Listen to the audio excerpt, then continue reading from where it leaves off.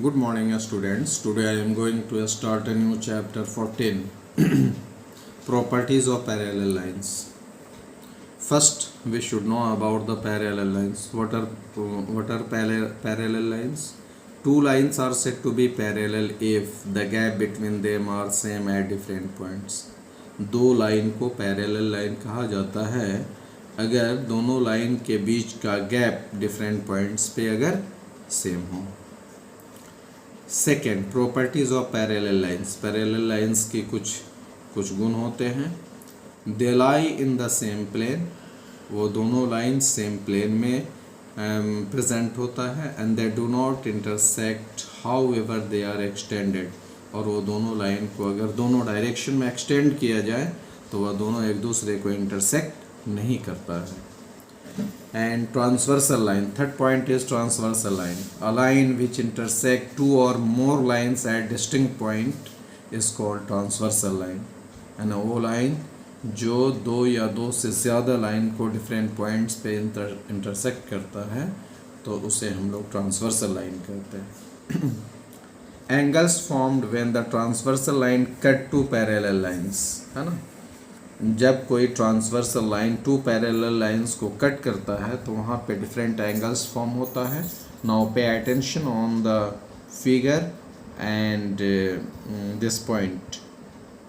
First we have to recognise the different angles, है ना, corresponding angles. Angle 1 and 5, the relation between angle 1 and 5 are same. Angle 1 is equal to angle 5, angle 2 is equal to angle 6, angle 3 is equal to angle 7, angle 4 is equal to angle 8, and these pairs are known as corresponding angles. इसको corresponding angle कहते हैं. हाँ, तो यहाँ पे हम लोगों ने ये देखा कि corresponding angle का relation क्या होता है, वो आपस में same होता है. alternate interior angle. First we have to recognize which are the interior angles. Alternate interior angles. Angle 3 and angle 5 are interior angles, and angle 6 and angle 4 are interior angles, है ना. तो ये इंटीरियर एंगल के बीच क्या relation होता है, ये दोनों का सम 180 के बराबर होता है. Angle 3 plus angle 5 they are equal, ये इक्वल होता है. Angle 4 is equal to angle 6, angle 3 is equal to angle 5. Alternate interior equal होता है. अच्छा, alternate exterior angle.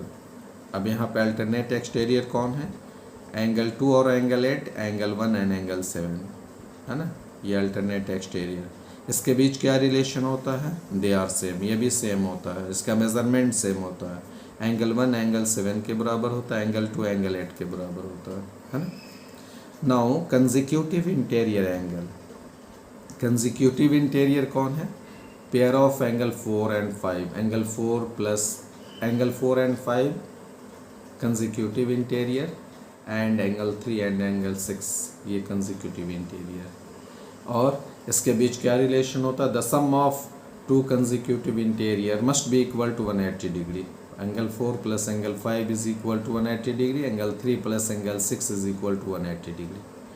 And this is the end of today's class. You have to write all these points in your school copy and try to learn.